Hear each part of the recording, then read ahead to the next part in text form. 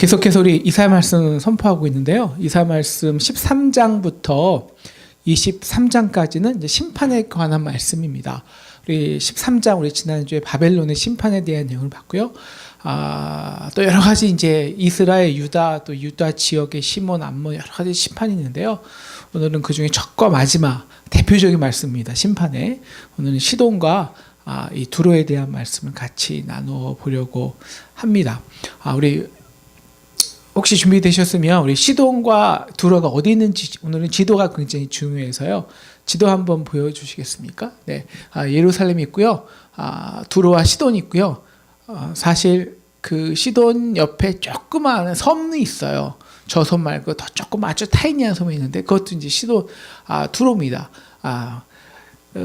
그래서 이 지중해 연안에 있는 이 무역의 중심 회로를 갖고 있는 두 나라입니다. 두 개의 도시로 이루어져 있는데요. 하나는 그냥 불 켜주세요. 육지에 붙어 있는 도시고요. 또 하나는 바닷 가운데 있는 도시인데 약 0.8km 여기는 보이지 않지만 정도 떨어져 있는 바위 섬이었습니다. 그 위에 높은 성을 쌓아 이제 난공불락의 도시를 만들었는데요. 두로는 지정학적으로 이 중동과 아시아 문명과 이 유럽 문명이 있잖아요.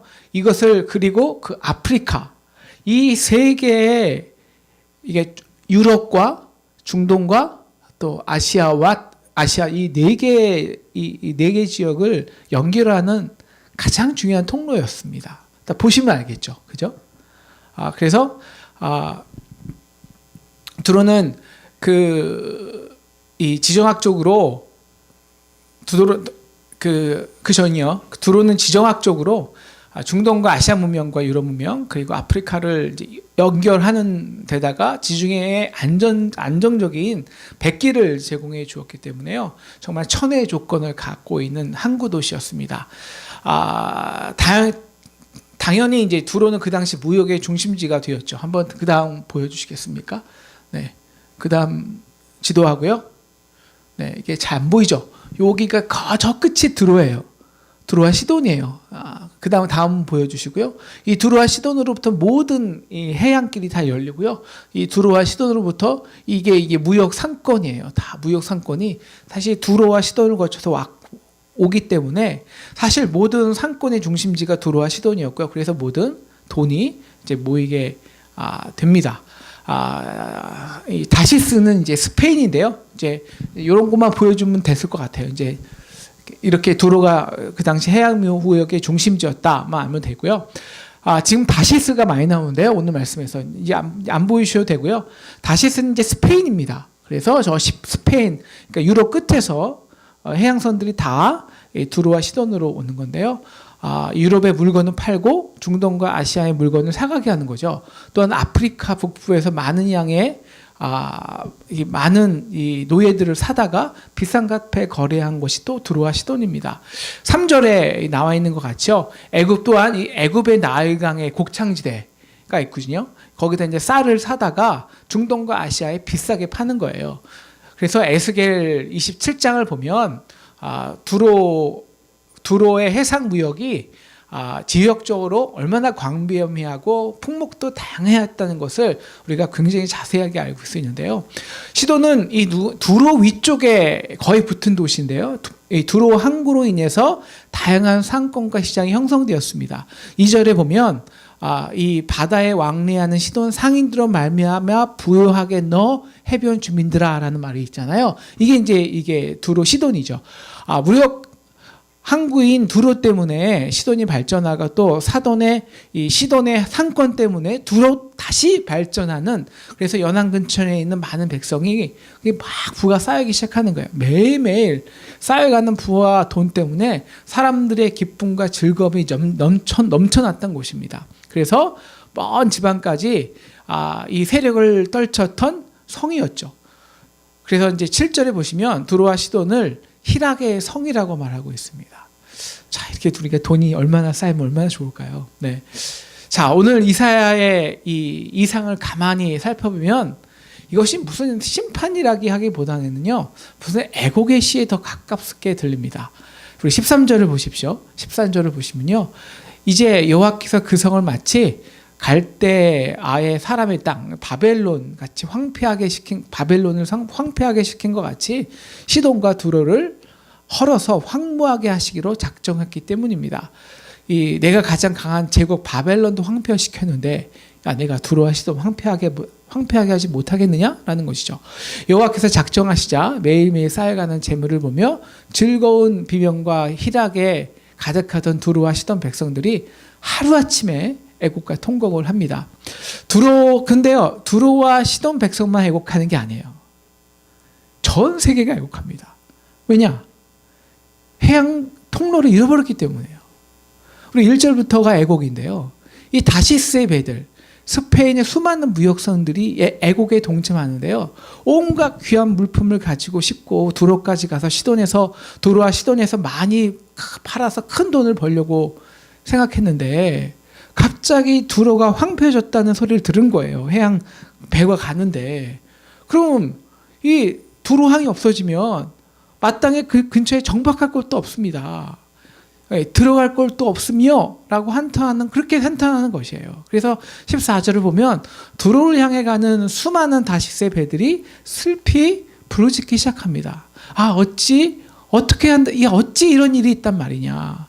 이 많은 물품들을 다시 가져가며 큰 손해를 보고, 그렇다고 두로와 시돈이 사라진 마당에 다른 곳에서 팔 데도 없고 이제 어떻게 한단 말이냐. 그리고 묻는 거예요, 서로. 도대체 몇 달 전만 해도 상인들이 발 디딜 틈도 없이 이 시끌벅적하고 상권이 가득했던 이 풍요한 이 땅이 하루아침에 이게 어떻게 된 거냐. 5절을 보시면 그 소식이 애굽에 들립니다. 이제 두로를 통해서 나일강쌍의 팔로가 막혀버린 겁니다. 두로가 무너졌기 때문에. 이 두로요, 당신이 이렇게 순식간에 무너져 내리면 이 많은 쌀을 내가 어디서 판단 말입니까? 애곡하는 거예요. 8절입니다. 그들은 어떤 자입니까? 면류관을 씌우잔 다들이여 상인들의 고관들이여 세계의 무역의 금싸리 같은 곳이 어떻게 소리 소문 없이 어떻게 한순간에 이렇게 무너질 수 있는가? 도대체 누가 그랬으며 왜 그랬는가? 두로와 무역하던 모든 나라가 큰 소리로 애곡하며 질문하는 거예요. 자, 그러자 하나님께서 9절에 뭐라고 하십니까? 9절에 간단하죠. 야, 내가 있는데 만군의 여호와께서 정하신 것이라. 상황 끝이에요. 야, 두로가 왜 태어났냐? 시돈이 왜 태어났냐? 바다가 있어서야. 바다 누구 만들었냐? 내가 만든 거야. 내가 바다를 만들고 너희가 타던 상선의 그 나무를 만들고 너희가 팔려고 한 그 모든 곡물을 내가 자라게 하고 시도와 두로 땅이라는 것 자체를 내가 만들고 그 백성의 생명을 낸 그 땅의 주인인 나 여호와가 정한 것이라. 할 말이 없는 거죠. 그러면 도대체 두로와 시돈이 그렇게 하루 한순간에 무너져야 될 잘못이 무엇이었을까요? 그 죄가. 우리 9절입니다. 우리 같이 한번 읽겠습니다. 시작. 만군의 여호와께서 그것을 정하신 것이라 모든 누리던 영화를 욕되게 하시며 세상의 모든 교만하던 자가 멸시를 받게 하려 하심이라. 결국은 바벨론같이 교만입니다. 그런데 두로의 교만은 이 바벨론의 교만과는 조금 다릅니다. 무엇 때문인가요? 18절에서요. 우리는 그 이유를 조금 알 수 있는데요. 18절은요. 이제 심판을 받은 두로가 70년 후에 다시 회복해서 이제는 조금 회개하고 정신 차린 모습이 이 18절인데요. 그래서 이 18절에서 우리가 역추적으로 그들의 문제가 과거에 무엇이었는지 알 수 있는 겁니다. 우리 18절을 한번 보면요. 그 무역한 것들을 거룩히 여호와께 돌렸다는 거예요. 그리고 간직하거나 쌓아두지 않았다는 거죠. 그래서 무역한 것이 여호와 앞에 사는 모든 자가 배불리 먹을 양식, 잘 입을 옷감이 되었다는 거예요. 자, 이게 좀 정신 차린 모습이잖아요. 그럼 그전에는 어떻게 되는 거예요? 그전에는 어땠다는 거예요? 아니, 어려운 질문이 아닌데요. 그전에 어땠다는 거예요? 쌓아주지 않았다는 거죠. 여호와께 돌리지 않았다는 거죠. 사람들에게 베풀어지지 않았다는 거죠. 자신만 그 부를 혼자 쌓았다는 겁니다. 우리 에스겔서에는요, 이 두로의 교만에 대해서 좀 굉장히 매우 구체적으로 나와 있는데요. 우리 28장 4절을 한번 에스겔부터 보여주시면요. 28장 4절, 내 지혜와 총명으로 재물을 얻었으며 금과 은을 곳간에 저축하였으며 내 무역으로 재물을 더하고 그 재물들로 말미암아 내 마음이 교만하였도다. 무엇 때문에 교만해졌다? 재물입니다. 근데 그냥 재물 때문에 교만해진 게 아니에요. 재물은요 결코 죄가 아닙니다. 재물이 있다 교만하지 않습니다. 물론 재물 때문에 교만해질 확률이 많지만, 그러나 재물이 우리를 바로 그냥 교만하지 하게 않습니다. 재물이 얼마나, 하나님 우리를 주신 목적이 우리가 풍성해지는 거예요. 그래서 생명을 얻기 위해서 억대 그냥 생명이 아니라 풍성한 생명을 위해서 그 아들 주신 거 아닙니까? 우리 풍성해야 됩니다. 그런데 문제는 그게 아니에요. 문제는 저축하는 것, 쌓아놓는 것, 이게 중요한 게 아니라 그렇게만 하다 보니까 교만한 생각이 많이 들어요. 맨 처음부터 교만하지 않습니다. 맨 처음에는요, 그저 모이는 돈에 희락과 즐거움이 있을 뿐이에요. 여러분, 세상에 제일 재밌는 것이 돈 모으는 돈입니다. 근데 그 모이는 돈 자체도 희락인데요. 그거는 그렇게 원래 우리는 이 프로테스탄트 자본의 윤리를 갖고 있어서 돈을 벌고 모으는 것은 그 자체에 기쁨이 있는 겁니다. 그 자체를, 돈 모으는 재미를 죄라고 하지 않습니다. 열심히 일해서 본 건데요. 그런데 점점 부를 쌓는 데 집중을 하는 거예요. 그러니까 어느 순간, 야, 이렇게 모였어? 그럼 어떻게 됩니까? 10년 정도는 걱정 없겠네? 그러니까 이게 쌓아놓는 것 자체가 문제가 아니라 쌓아놓음으로써 뭐가 되냐면, 나 이제 10년, 15년, 20년, 30년, 심지어는 내 2세, 3세까지도 몇 대까지 이거 걱정 없겠네? 이게 뭐예요? 혼자서 충분하다는 거예요. 이제 내가 다 할 수 있다는 거예요. 걱정 안 해도 된다는 거예요. 하나님 눈치 안 봐도 된다는 거예요. 하나님께 예배는 하겠죠, 현실적으로. 진짜 예배할 필요 없다는 거죠. 그럼 누구를 의지할 필요가 없습니까? 이제 누구의 말에 순종할 필요가 없습니까? 그것을 마음에 담아둘 필요가 없을까요? 넘겨주시고요. 바로 하나님이죠. 이날같이 내가 그렇게 애통하고 기도할 필요가 없으니까요. 왜? 내가 쌓은 걸로 충분하니까. 바로 그 순간이 어떻게 되냐? 우리가 하나님부터 영적으로 독립하게 됩니다. 영적으로 독립한다는 말은요, 이 말이에요. 나도 하나님이야 라는 거죠. 하나님의 자리를 차지하는 것이죠. 이게 재물을 쌓아둠으로써 얻는 재물에 의한 교만입니다. 그래서 에스겔이 두로의 교만을 2절에서 이렇게 말하고 있어요. 에스겔서 28장 2절에서 내 마음이 교만하여 말하기를 나는 신이라. 내가 하나님의 자리 곧 바다 중심에 앉았다 하도다. 내가 신이라. 자기가 바다를 만들었나요? 아니에요. 우연히 자기가 그 바다의 중심에 있던 것뿐입니다. 우연히. 그러니까 하나님이 말씀하시는 거죠. 내 마음이 하나님의 마음과 같은 채 할지라도 너는 사람이여 신이 아니거늘. 그래서 우리 6절 내 마음이 하나님의 마음 같은 채였으니, 우리 8절 9절 보면요, 너를 바다 가운데서 죽음을 당한 자의 죽음같이 바다 가운데서 죽게 할지라. 너를 죽이는 자 앞에서 또 내가 하나님이라고 말하겠느냐? 라고 말씀하는 거예요. 하나님이 이렇게 재물을 쌓아두고 하나님의 자리에 앉는 사람들을 심판할 수밖에 없는 것이 있습니다. 그것은 하나님이 물으시는 공의 때문입니다. 공의. 구체적으로 경제 공의. 왜 요즘 말하잖아요. 경제. 왜 요새 한때 유행했던 말이 뭐죠? 경제 무슨 한데? 갑자기 생각이 안 나네요. 경제 뭐죠? 어떻든 이 경제 민주화, 경제 공의 때문인데요. 지금도 거의 그렇겠지만 그 당시 근대까지만 해도요, 사람들이 돈이 벌 수 있는 방법은요, 사실 무역뿐이 없었습니다. 상거래를 통해서죠. 옛날만 해도 물건을 만들어서 파는 것은 한계가 있었습니다. 그러므로 돈이 많이 벌 수 있는 방법은요, 물건을 많이 생산하는 게 아닙니다. 바로 무역을 통해서예요. 특히 옛날은. 그래서 이쪽에서 값싸게 해서 그것이 희귀한 지역으로 비싸게 주는 거 파는 거예요. 그래서 이 아라비안 루트, 그래서 두로와 시돈이 거기에 가장 핵심적인 지역이었는데요.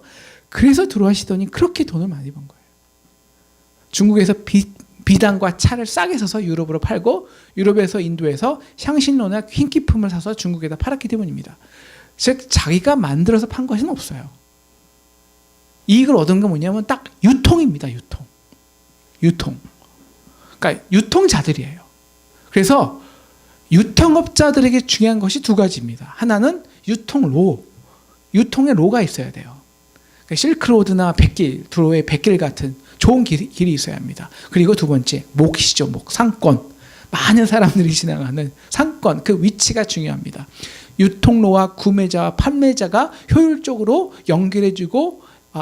연결해주는 곳이 있어야 물품의 상호 교류가 잘 일어나기 때문이죠. 두로와 시돈이 그렇게 돈을 벌 수 있었던 거는요, 뭐예요? 자기가 잘났어도 아니고요, 자기가 열심히 일해서도 아닙니다. 뭡니까? 태어날부터 목이 좋은데 태어난 거예요. 지도 보면 아시지 않습니까? 네? 그런데 두로나 시돈의 상인들이 이것을 왜 정말 무엇을 노력한 게 하나도 없는 거예요. 물건을 만들었습니까? 물건을 파서 열심히 세일했습니까? 자기가 백기를 만들었습니까? 아무것도 없잖아요. 그죠? 하나님의 은혜로 그냥 그 자리에 태어난 것. 그 덕에 이익을 쌓게 된 것입니다. 그런데요, 정작 그 이익은 어떻게 되는 거예요? 자기에게만 쌓아놓은 거예요. 더해서 딱 막히는 거예요. 흐름이. 이게 하나님 보시기에 악한 거라는 거죠. 야, 너희가 어떻게 돈 벌었어? 흐름으로 돈 벌었잖아요. 흐름으로. 그렇지 않아요? 유통은 흐름입니다. 더 잘 흐르게 하는 게 유통이에요. 더 잘 흐를수록 돈 버는 게 유통입니다. 그런데 딱 너의 흐름이 딱 너에 오자마자 쫙 빨아들여서는 더 이상 흘리지 않는 거예요. 이것만큼 악한 게 어딨냐. 이것만큼.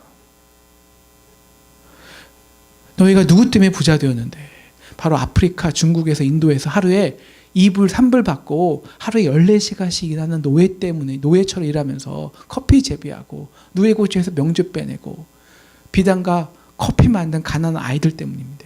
그 작물을 기른 태양과 땅을 창조한 하나님 때문입니다. 그래서 그것을 유통시킨 땅과 바다를 만든 하나님, 그리고 몇백 원 남기겠다고 새벽 일찍부터 나와서 밤늦게까지 시장에서 찬바람 맞으며 수고하는 과부 아주머니들, 여러분 그들이 없다면 유통이 되겠습니까? 그들이 없다면? 그들 덕에 부를 쌓았으면서 왜 너는 나에게, 그리고 무엇보다 가난한 어린아이와 과부들에게 너의 부를 유통하지 않냐는 거예요. 왜? 나누지 않냐는 거예요. 그래서 가난아이들과 약한 영혼들의 부르짖음이 들리게 하냐는 거예요. 근데 이 중에서 가장 저의 마음을 아프게 한 건 오늘 4절입니다. 그들이요, 누구에게 투자를 하지 않냐면요, 청년들을 양육하지 않아요. 처녀들을 생육하지 않아요. 이게 뭐냐면요, 지금 우리 때문에 잘 먹고 잘 살자는 거예요. 가장 중요한 유통은요, 세대입니다. 우리의 부와 우리의 물질과 우리의 정신의 풍요를 다음 세대에게 흘려야 돼요. 근데 이걸 하지 않아요. 이걸 청년 세대에게 투자하지 않는 거예요. 이것이 공인이 하는 거죠. 그런데 그들이 그 돈을 가지고 뭐 했냐면요, 다른 나라와 민족을 억압하는 거예요. 식민지 만드는 거예요. 10절에 보면 다시 쓰여 너를 숙박함이 다시는 없으리로다. 이 두로와 시돈이 그 돈을 가지고 스페인을 식민지 삼은 거거든요. 근데 또 나중에는 또 역전이 되죠. 참 이 인류의 역사라는 게. 예? 그래서 그들을 식민지 만들어서 두로와 시돈에 의존하게 하는 거예요. 그리고는 정말 자기가 바다의 왕자로 군림하는 거죠. 하나님의 자리에 앉는 거죠. 하나님께서 두로에게 경고하신 사건이 있었습니다. 바로 BC 587년 바벨론 느부갓네살 왕이 쳐들어와서 예루살렘을 멸망시킨 것입니다. 26장 2절에 보면요, 이 엑스에서 두로가 이렇게 말을 합니다. 인자야 두로가 예루살렘을 쳐서 이르기를 아하 좋다 만민의 문이 깨져서 내게로 돌아오는도다. 그가 황무해졌으니 내가 충만함을 얻으리라 하였도다. 즉 예루살렘은 또 당시 만문의 문이었습니다. 두로 못지않게 많은 상인들이 예루살렘을 통과하면서 관세를 내고 그래서 예루살렘도 부가 되어 쌓였죠. 근데 예루살렘이 왜 망했습니까? 그 돈 받고 더 교만하고 더 가난한 자들에게 유통하지 않고 경제 공의를 이루지 않아서 그랬습니다. 그 예루살렘의 멸망을 보고도 너희가 마음을 낮추지 않았다는 거예요. 오히려 이제 더 많은 사람들이 내게 오겠지? 더 많이 부를 쌓고 있겠지? 쌓을 수 있겠지? 오히려 자랑했다는 겁니다. 그래서 하나님 말씀하시죠. 내가 손뼉을 치며 발을 구르며 마음을 다하여 멸시하며 즐거워하였나니 그 희락, 그 즐거움이 하루아침에 애곡으로 바뀔지라. 그래서 바벨론이요 예루살렘은 멸망한 여세로 몰아 바로 160km 떨어진 두로와 시도네로 달려가서 13년 동안 포위하고 멸망시킵니다. 그리고 역시 바벨론으로 포로로 잡아가죠. 자, 이렇게 패망한 후에 17절을 보면요 70년 후에, 즉 바벨론 포로 70년 만에 유다 백성이 예루살렘에 돌아오면서 더불어 시돈과 두로 백성도 돌아온 거예요.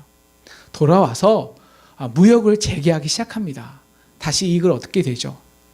그리고 다시 유럽과 또 중국과 이 아시아와 소통을 교육을 하는데요. 이제는 바뀝니다. 어떻게 바뀌냐? 말씀드린 것 같이 무역한 것의 이익을 거룩히 여호와께 돌립니다. 그리고 간직하거나 쌓아두지 아니합니다. 물론 우리도 먹어야죠. 또 우리도 투자해야죠. 여러분 투자도요. 유통입니다. 투자도. 투자해야 됩니다. 그렇지만 자기만 투자하지 않고요. 일대 여호와 앞에 거하는 모든 자들을 배불리 먹게 합니다. 그들의 옷감을 쓰게 합니다. 두로 같은 이방인이 제사장들이 잘 먹을 수 있도록 성전을 지을 수 있도록 헌금을 해준 거예요. 그래서 포로 생활을 함께 하면서 유다 백성에게 영향을 받아서 그들도 약간 믿음이 생겼기 때문에요. 그래서 성전 헌금에 많이 도움을 줬습니다. 실질적으로. 그런데 역사는 반복된다고 포로 생활의 고통을 쉽게 잊어버리고요. 다시 옛날의 이기심, 교만이 들어오죠. 다시 부와 권력을 집중하고 유통하지 않다가 이제 헬라와 알렉산더 대왕에게 대항하죠. 그러다가 BC 333년에 아주 대패를, 이 알렉산더가 이 두로와 시돈을 점령하고 있어 무지만이 애를 썼습니다. 결국 제패하죠. 그래서 이제 바로 그때부터 해양 세력이 바뀌기 시작하는 거예요. 그때 이후로 두로와 시돈은 해양 세력에서 자취를 감춰버립니다. 영원히 자취를 감춰버렸습니다. 영원히 망했습니다. 그 다음에 누가 등장하냐? 스페인이 마게도니아를 기점으로 헬라 문명에게 넘어주는 거예요. 해양 문명을. 그리고 그 후에 해양 무역은요, 아테네, 그 다음에 로마 시대, 오늘의 유럽의 기틀을 그래서 오늘의 유럽의 기틀을 만들어주고요.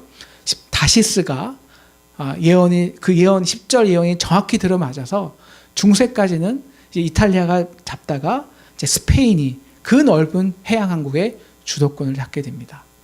하지만 해양의 주도권을 잡은 사람들이 다 교만해져요. 그래서 스페인 망했죠. 영국 망했죠. 네덜란드 망했죠. 영국 망했습니다. 그리고 그 해양 중심이 지금 어디로 갑니까? 지금은 뉴욕 맨하탄입니다. 금융제국이죠. 이 월스트리트를 향한 하나님의 경고의 말씀도 동일합니다. 그러나 우리가 지금 월스트리트 보면서 두려워할 것이 아닙니다. 저는 오늘 말씀을 묵상하면서 저는 한국 교회를 많이 생각했습니다. 한국 교회, 한국이 이 수조론의 근본은요, 딱 이겁니다. 특히 2년 동안 이명박 정부하고, 죄송하지만 저는 약간 우리 어머니가 또 이것 때문에 좀 걱정하실 텐데, 저는 복음주의자입니다. 저는 사실 보수도 아니고 진보도 아니에요. 저는 오히려 진보를 굉장히 마음으로는 싫어합니다. 왜? 공산주의잖아요. 하나님께 대항하는 거니까. 그런데 정말 지난 10년 동안 이명박 정부하고 박근혜 정부에서 자기들의 정치 이익권 때문에 다음 창업 청년 세대에게 투자를 아무것도 안 했습니다. 투자를. 왜? 지금 당장의 이익 때문에. 지금 당장의 경제 성장률 때문에. 지금 당장의 정치권의 자기의 정치적 유지를 위해서 지금의 해양 세력, 다시 말하면 대기업 위주의 경영을 했지. 그 흐름을, 경제 흐름을 잘 돌리지 못한 거예요. 누구에게? 청년 세대에게. 이것이 정치권의 문제입니까? 아닙니다. 한국 교회의 문제입니다. 한국 교회가 이렇게 망해가는 것은 딱 하나입니다. 지금 유통의 중심에 있는 자들이, 권력의 중심에 있는 자들이 그 자리를 지키기 위해서 거기에 연연하느라 그 귀한 하나님의 복과 권세와 힘을 밑으로 흘리지 않고, 청년에게 흘리지 않고 유지하고 관리하는 데 집중하기 때문입니다. 그래서 교회 안에 청년들이 사라져갑니다. 교회 안에 처녀들이 사라져갑니다. 오늘 하나님이 우리에게 주신 이 두로와 시돈의 심판을 보면서 참 이런 마음이 들었어요. 야, 우리 어떻게 복음이 철학보다 못하게 됐냐. 제가 좋아하는 정치 철학자 롤스라는 사람이 있습니다. 롤스. 이 정치 철학자는요, 딱 한번 그 사람 이제 복지와 이런 걸 다 말한 사람인데요. 한번 생각해 보자는 거죠. 한번 우리가 어디에 태어날지 모르는 거예요. 우리가 아프리카 태어날 수도 있고요. 우리가 한국 땅에 태어날 수 있고, 우리가 북한 땅에 태어날 수 있는 거 아니에요? 그죠? 우리가 돈 많은 부잣집에 태어날 수 있고요. 우리가 정말 가난한 자에 태어날 수도 있어요. 우리가 어디 태어날지 모르잖아요. 한번 가정해 보자는 거예요. 우리가 어디 태어날지 모르면 당신은 어느 데 태어나겠냐. 당연히 어느 정도 유통의 흐름이 잘 있어서 노력한 대로 얻을 수 있는 기본적인 보장권이 있는 그 장소를 선택하지 않겠냐. 그러면 그런 나라가 되도록 우리가 다 만들어야 되지 않겠냐. 어느 사람이나 노력하면 잘 먹을 수 있는 사람이 되도록. 딱 하나입니다. 유통의 흐름이 흘려주면 됩니다. 막히지 않게 하면 됩니다. 저는 이것이 오늘 우리가 한국교회가 감당해야 될 사명이라고 생각합니다. 성경은요, 절대 재물을 죄라고 하지 않습니다. 재물은 하나님이 주신 놀라운 선물이고 기업입니다. 문제는 그것을 쌓아놓느냐, 아니면 투자하고 사용해서 더 많은 사람들에게 흘리느냐.